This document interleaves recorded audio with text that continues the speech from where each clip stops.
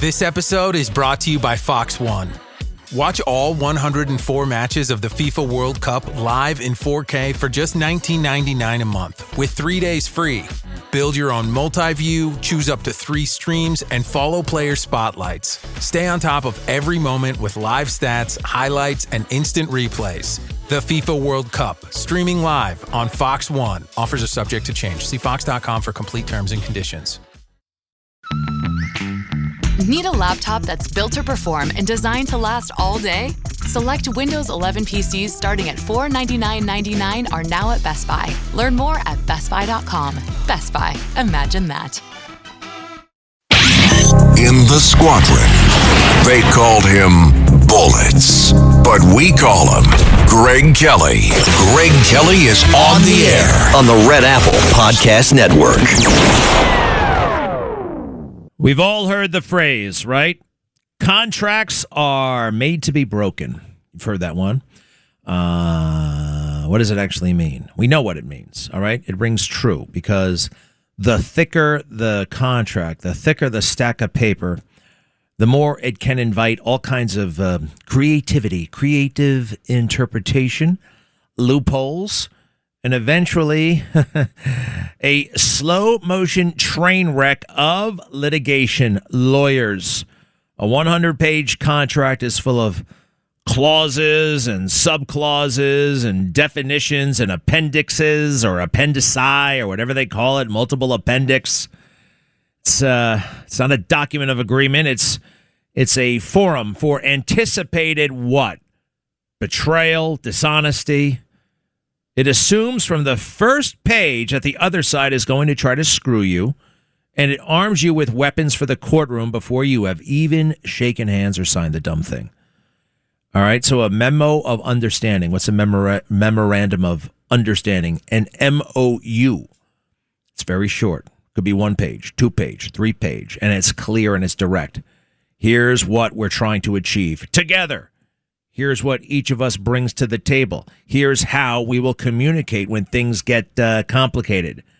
And they always do get complicated sooner or later. No fine print, which is designed to entrap. Number 47, definitions that turn simple words into legal minefields. It's just a kind of a statement of intent. And it forces a certain measure of clarity, right? You need clarity in life.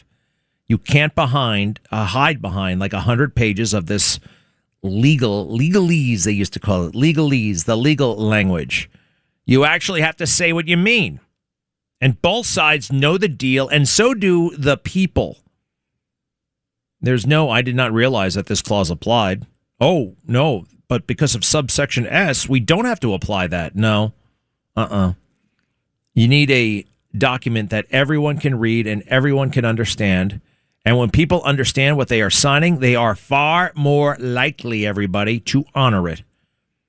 It also, a memo of understanding, there's a bit of flexibility. Because we know the world does not stand still. Markets shift. All kinds of things happen. Priorities changed. There could be new opportunities. And a, super stiff, rigid, 100-page contract locks you possibly into, what was going on yesterday, what was going on last year. What about 6 months from now? New things happen. And if you want to, amend a contract because of a new development, it's like it's easier to perform surgery, brain surgery. It's too expensive, it's slow, it's painful. An MOU is like something that you can adapt. We're aligned on the big picture. Let's work out the details as we go, like adults, like partners, not children at war with each other. And it actually builds trust instead of signaling distrust. Now, I understand you can't, you got to keep your eye on the Iranians. You have a million different things in there about how to inspect. They will figure out a way to violate it. Now, a monster contract tells basically the other party, we don't trust you, so we've hired very expensive lawyers to anticipate every way you might fail us. And this is beyond just the Iran deal, but it kind of poisons the relationship from the start. And an MOU, a memo of understanding, and I've done these, We see a future together. We believe in the same goal. Now let's put in writing so we're on the same page, right? So we have a frame of reference, and then, hey, let's get to work. You know, in the real world, collaboration, right? Collaboration, it's foundational. Trust, mutual interest, reputational. Now, I'm not saying that we have to have all these things with Iran, all right? But it's much easier to cut through the crap when there is no crap on paper. And these people, right, they will bend that contract into a pretzel. You could think about it like this. In the cockpit, you know, there are big manuals for how to fly that plane, huge manuals. But you don't have that big manual. You know, you understand the objective where you're going, the rules of engagement. You understand. Now, the details matter, but they don't really matter. A lot of the details don't matter in the cockpit during the mission. I hope does that make sense? Contracts are made to be broken. Remember, they're built on the very idea that they are going to be broken. Whereas a memo of understanding is about hope and not the expectation that it's not going to work. I actually love it. An MOU, when somebody says, "Oh, let's just a one paper deal." Phew. So more specifically to the Iran situation, you know, the media and all the usual suspects are screaming that we have not seen the text. I have not seen the text of the MOU. A constitutional crisis. This is a memo of understanding is a short, high-level framework, not a 100-page document written by lawyers who have never seen a fight. This thing stops the shooting. It reopens the Strait of Hormuz. Oil will flow. Prices come down. They've already started to come down. And it locks Iran in for their pledge not to build a bomb, not to seek a bomb. Now, is there going to be some little nitnoid details about how do we get our inspectors in, and how is there notification, if there's notification, right? What kind of courtesies need to be paid? There's going to be some of that. We got time. The big picture has been with us for days. This is how you actually get something done with an adversary. All right. I think it's just we're in a beautiful position on this thing. Beautiful. Now the New York Times and the rest, they want something also that they can pick over and find fault with themselves. They want to say, well, this doesn't, right? No. Let me see here. Yes, William, you got a pretty good approach on this stuff. I hope you do here too. Hello. Hey, Greg, long-time listener, first-time caller. Oh, I thought you were the other William. All right, so what's up? No, I'm the right William. Long-time see on TV, many years. Anyway, I'm a huge Trump supporter. Voted for him 3 times. Loved the guy before he was on. All right, you don't like the Iran deal, right?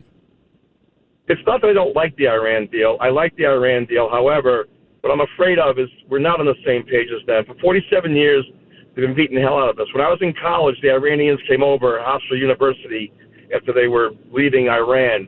I listened to a lot of those guys at that time. That was at Hofstra. And now, after 47 years of getting ourselves kicked all over the ass by these people and funding all these different agencies that they have around the world trying to kill Americans and everybody else in the Middle East, I don't see how this is going to make it work, and I'll tell you why. Well, hold on a second. I mean, there's a big thing that you have left out of the 47 years of, yes, they're killing our guys and that kind of thing, right?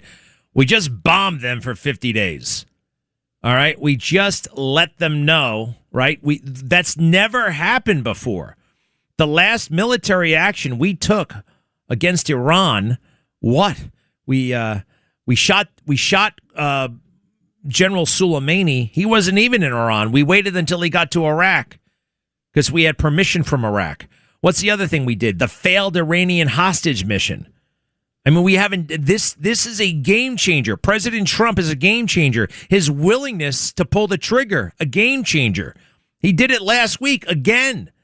How can you discount that? Don't you see how the whole damn thing is shifted now because we're willing to do what we just did?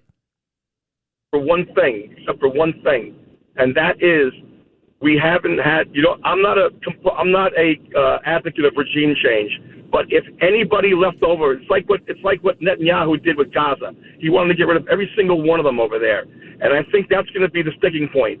If we don't get rid of the guard over there, if we don't get rid of the same people that have been in charge, the Ayatollahs, if we don't get the people on the street that have been abused and hurt, killed and maimed and beaten for the last we already got, you mentioned the Ayatollah. We got the Ayatollah. We don't even know if the new Ayatollah is even alive. Now, I mean, you're saying a lot of things here, and I know you heard stuff from your buddies at Hofstra decades ago. I mean, have you been to the Middle East? Are you part of these negotiations? Are they, they didn't rise up. They don't have weapons. By the way, message to us, the Second Amendment is important. You need those weapons as a check on the government, and they don't have that over there. So, I mean, you're just making a lot of assumptions, and this is going to happen, and that's not going to happen, and we got to... I'm not with you on this, man. I feel like we have come much further than you realize. All right. And if we haven't, if they dare, we'll do it again. We also have to be modest here. With regime change, we have achieved regime change as a byproduct. That wasn't our goal. I could give a damn who the hell's running that country, to be honest. I really could. I mean, I do feel better that it's not the original guy. All right. Final word, William. What is it? I just hope that whoever's in charge is going to care for their people and care for their country and make peace in the Middle East. And I hope Trump will go in real quick if they start to screw around with us. All right. Fair points. All right. See you later, William. Yeah, there's a lot of pushback. You know who I wish got more pushback? Democrat big city mayors. Democrat big city mayors who can see their cities devolve into chaos, rioting and looting and destruction, burning of school buses, destruction of public transportation. And the very next morning, when the dust has finally, kind of settled down, and you can talk to the mayor and you can get some accountability, what do? Let's talk about the game. Got 16. What an incredible night. What an incredible morning. I'm doing great. How are you? I'm doing good. It's good to see you again. Did you get any sleep? I went to sleep at 3:45 a.m. and like most New Yorkers, woke up asking myself, did that really happen? People have been waiting for this for 53 years. And there have been so many heartbreaks, so many near misses, so many years, every year where we've told ourselves it's the year. And for it to actually happen now, I mean, there's nothing more we can ask for as New Yorkers. What about public safety? What about accountability? What about not allowing 85,000 teenagers? You hear this new term, this new euphemistic term? Teen takeover. A teen takeover. Oh, those teenagers. Oh, I would have gotten away with it if it wasn't for those teenagers on Josie and the Pussycats. Right? It just sounds so sweet and innocent. You see this thing. I do compare it to what happened in 1973. Not that I remember 1970. I do a little bit, actually. I do a little bit. The big thing to do, if you were a wild man in college, right, was to, hey, by the way, all these people who don't like the Iran deal, I mean, have you been saying, hey, we should bomb Iran, right? Have you been pushing for that? Were you pushing for it? There's a lot of the same people now who say we got to keep bombing, didn't like this thing from the get-go. Okay, there's that. But I got to ask you honestly, were you actually clamoring ahead of time for this?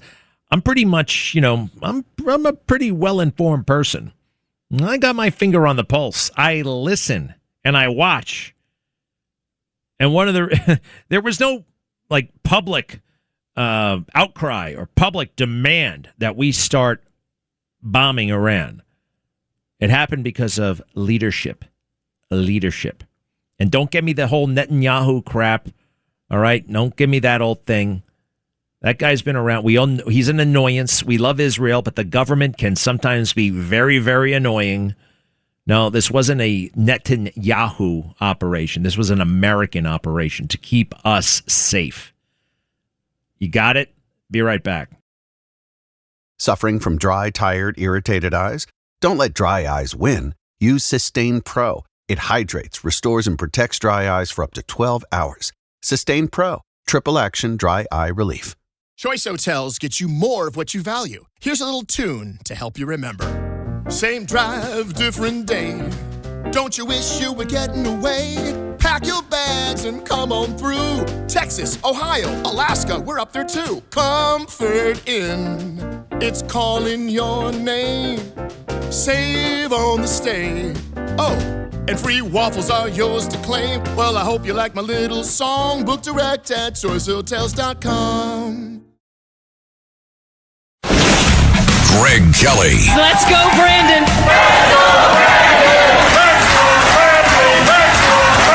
On the Red Apple Podcast Network.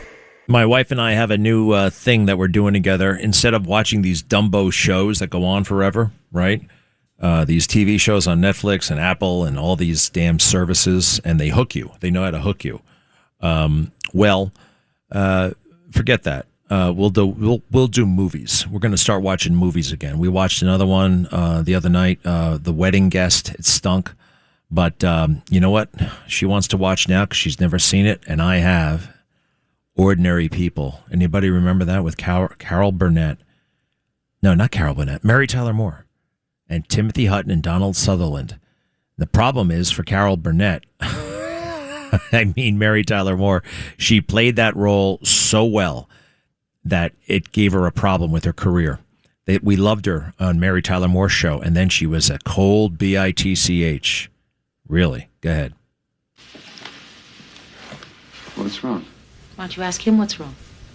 Then maybe you won't have to hear it from Carol Lazenby. Hear what?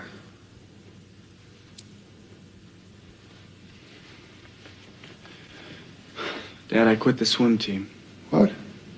Carol thought I knew. Of course, why wouldn't I? It happened over a month ago. Quit? When? Where have you been every night? Nowhere. Around. The library mostly. Why didn't you tell us, Connie? I don't know. I didn't think it mattered. What do you mean? Why wouldn't it matter? Of course it matters. No, that was meant for me, Calvin. What was meant for you? It's really important to try to hurt me, isn't it? Don't you have that backwards? Oh? And how do I hurt you? By embarrassing you in front of a friend? Oh, stop. Now they get very, very... And she is so cold, but it was just a performance. She did it so well. I remember she said that hurt her career because people typecast her or they confused that person for Mary Tyler Moore. And Mary Tyler Moore was warm and funny and interesting. And I believe, rumor has it, she had a thing with Robert Redford when they were making that movie. Yes, Isabel. Hello. Hey, first I want to say that I'm happy that you were invited to the White House. Thanks. And, okay, so America is holding Iran's money, but Obama gave America's money to Iran. So we should deduct what Obama gave to Iran. I'm open. I would think about that. I would think about that. And by the way, if we unfreeze the assets, it's, we may unfreeze them, but that doesn't mean we have to move them right away. And President Trump has said that, we will reward good behavior. We'll reward them with our own money, with their money, actually. They'll get their money when they start complying. You may have heard President Trump. He said, no dust, no dollars. Remember the nuclear dust? If we don't get that dust and we don't get to destroy it, they won't get money. All right? So we can give this out to them peace deal. I know they're pushing, they're going to get all the money right away. All right? It's going to be nice and steady and it is theirs, right? But it's ours to give back. All right, so look, hey, it's fine to debate. It's fine to look at this stuff. It's fine to be, all right? But I do believe that they have a very firm handle on all components, and I love the idea that it's an MOU, not a big contract designed to be broken.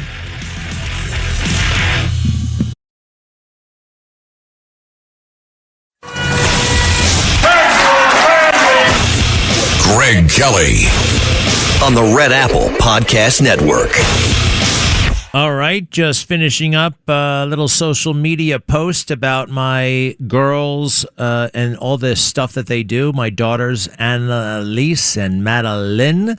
Madeline is 4, Annalise is 6, and they are the stars of a new book, Our Lobby Hobby, by my wife, Judith Kelly, née Gray. And basically, it's about my girls. Everywhere they go, they ride a scooter.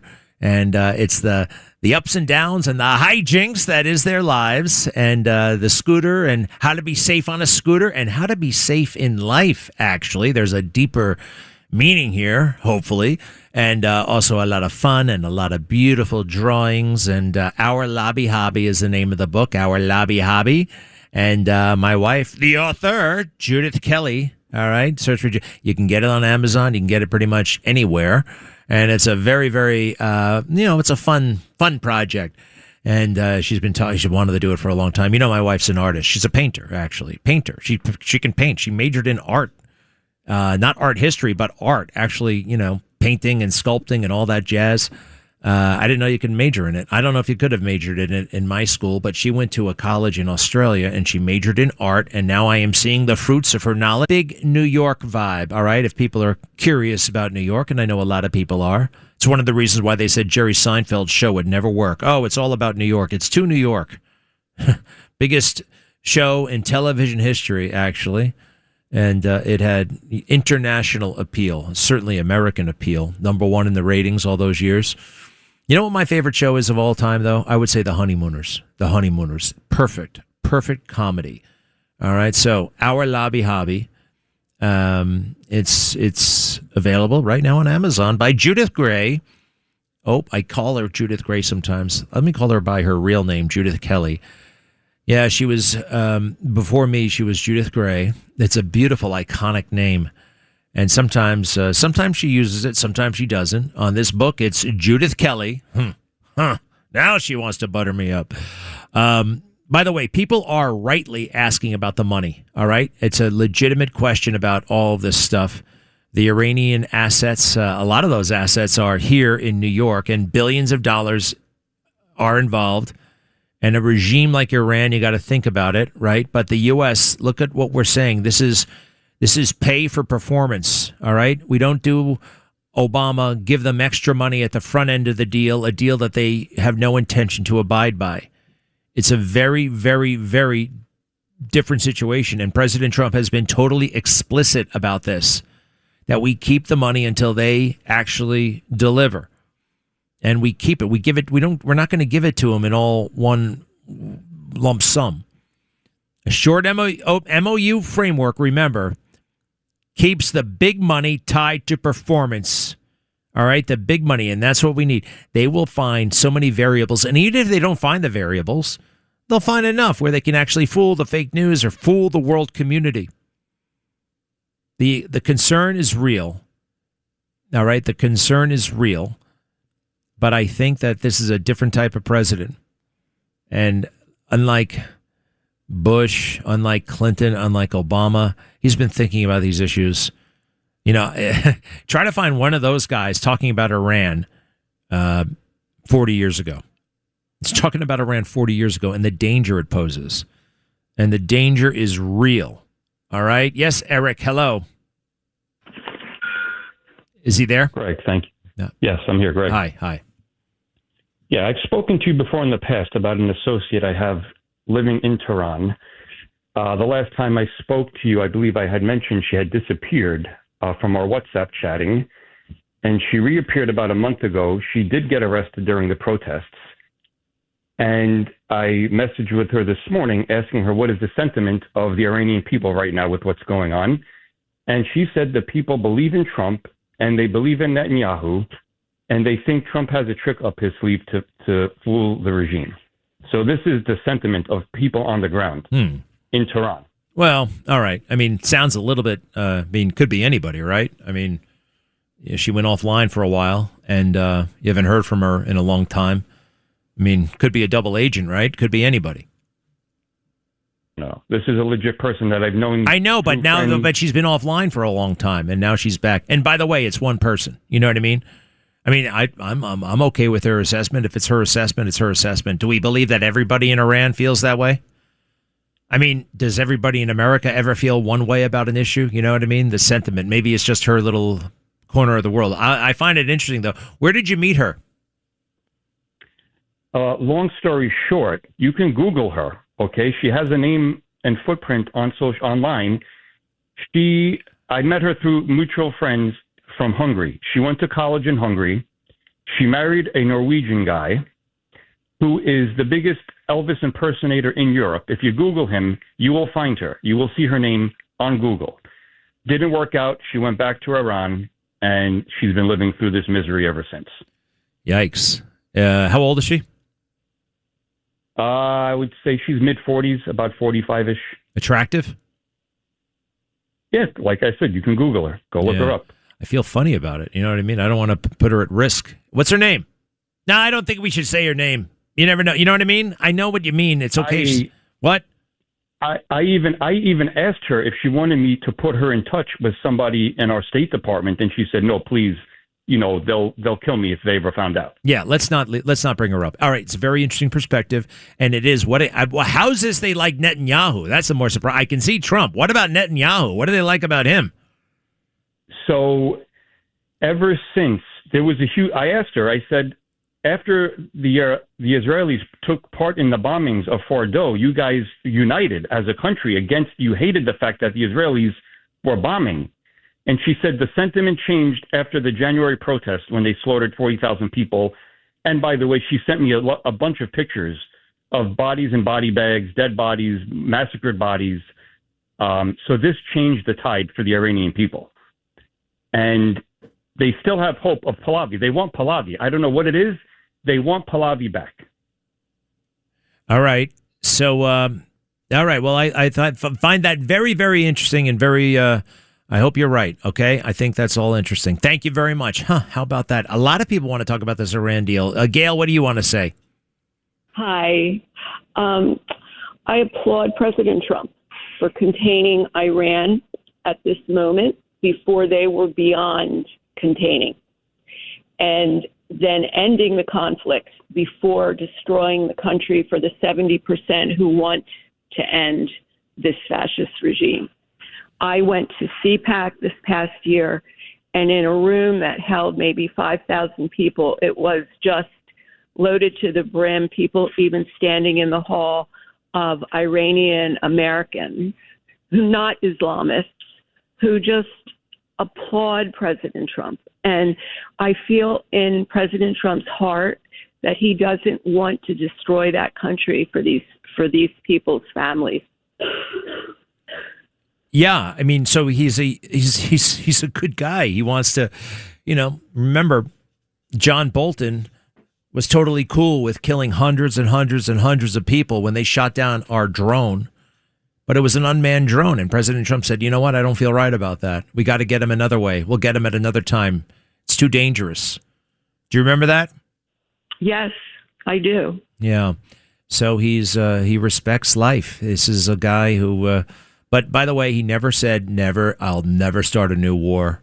All right. Sometimes you have to. He actually said, I'll bomb the you-know-what out of them. All right. That's beautiful. You like CPAC, right? I loved it. It was in Dallas this year. I went to National Harbor last year, and I've already bought tickets for Florida and Orlando this coming year. Mm-hmm. Maybe I'll see you there. Okay. You take care now. You take care. With that, I'll take one more call, and then we're going to reset with my my favorite guy, Jason Scoop. Put out some great content. Jay Clayton going to the Directorate of National Intelligence.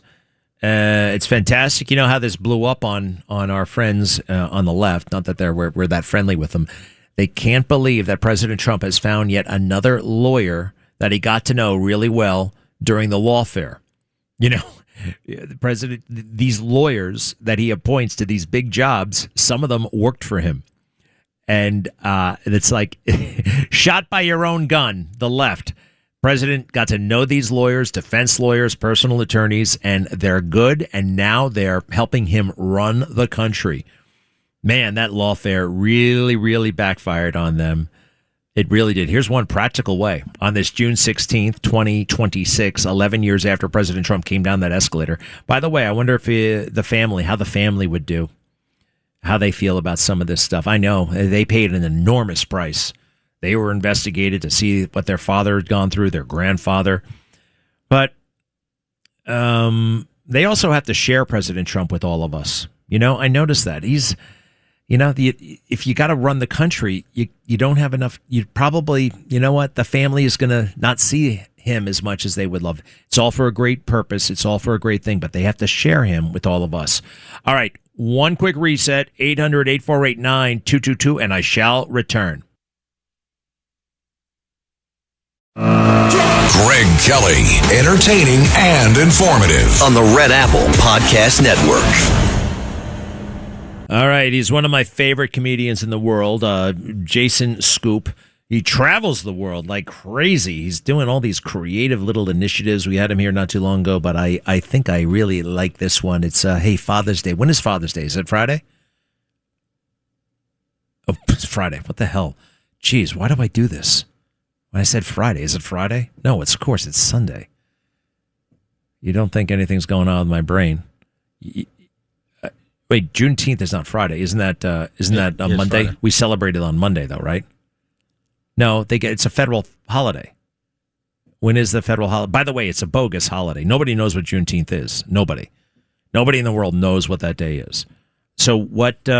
When are the banks closed and stuff like that for the federal holiday? Not on Friday. That never happens. They make it a 3-day weekend and they give everybody the Monday off. Juneteenth. I forgot. What are we going to do for Juneteenth? Huh? Going to hang out on the stoop? What do you want to do? We're not allowed to do that. What? You're not allowed to do that? We're not allowed. Why aren't you allowed? We're not, because we're white. Oh, Juneteenth is about race? I just know white people aren't allowed to sit on the stoops. Get out. Get out right now with that kind of racist attitude. That's what I'm hearing in Brooklyn. Anybody can do anything they want, no matter what their skin color. Not on Bed-Stuy. We're not allowed to. Oh, brother, you got all these hipster rules that you care about, right? The cultural appropriation and that nonsense. Juneteenth, when is the day off in 2026? And the answer is, doesn't say. Wait, June 19th. Establishes, okay, hold on a second. Federal law says this, that, and the other thing. Oh, shoot. Well, look at this. The damn thing doesn't even tell me. For these employees, when a holiday falls on a non-work day, Saturday or Sunday, the holiday is observed on Monday. If the holiday falls on Sunday or Friday, if the holiday falls on Saturday. Jeez, and where's the calendar? Is there a calendar for this? I want to know. All right. Wow, you're right. Wait, no, that's 2026. Where the freaking hell is it? Hold on, hold the wire. Here we go. Scrolling. It doesn't say. Shoot. Wait. You guys know. I'm going to have to take off. I just to be sure, I'm taking off. Hold on. Let me hear Jason Scoop. He's got a great idea. Wow, you're right. It's Friday the 19th. It's a federal holiday for Friday the 19th. Weird. Totally weird. Jason Scoop as Donald Trump with the Happy Father's Day message. And I'd like to very strongly send a message to Lionel Sr. Hello, Lionel Sr. Good guy, straight out of Central Casting. Your son, Lionel Jr., he reached out very strongly, and he said, Mr. Trump, Mr. President, I know you're busy. You're doing a lot. You're making our country great again. He goes, Dad, my father, who I respect very strongly, Lionel Sr. is Democrat. He's, he didn't write this, but I'm assuming you supported Kamala, who was a fake African-American. I know the African-Americans better than anyone. She was not an African-American. She never said, mm-hmm. That's how I know. She never said, mm-hmm. That's how I know very strongly. But look, we hear that you are a proud Haitian-American immigrant since the mid-'60s. You've been here since the mid-'60s, Democrat. But that's okay. Your favorite president used to be Democrat. I won bigly as Democrat. I won bigly, perhaps even bigger, as a Republican candidate and winner twice, really 3 times if you look at it. We were treated so unfairly by the radical leftists, Marxists, and communists. It's great. It's great. It just totally gets his essence. You know what I mean? The on and on stuff. It's great. All right, we got to get the hell out of here. I got to get the videos ready for tonight. All right, let's do this. Dennis, what do you want to say? fan from day one. You get better every day, as I tell you. Greg, my opinion, want to get your thoughts. I believe that Trump stopped bombing because we're running out of bullets. There's a really frightening article in today's Times talking about the fact that Ukraine, they don't have enough Patriot missiles, and Russia's starting to wipe the streets with them. So I wanted to get your input on that. Well, I do know our stockpiles is an issue that we're a little bit concerned about. Yes, we depleted a lot of them, and it's not exactly easy to make these things again. There's a big backlog, and but I don't think that has anything to do with why we're signing now. All right. I mean, the president has wanted this thing. You know, he never wanted this thing to go longer, right? I mean, he's always been applying pressure to end it, right? Right? You know, we want to do what we want to do. Here's a ceasefire. That is in the back of our minds. We do have that concern, but I don't think that's what's driving this. Is that fair? Yeah, and Greg, yeah, that's true. And Greg, one other thing. Apparently this dust or uranium is so far deep down into the ground.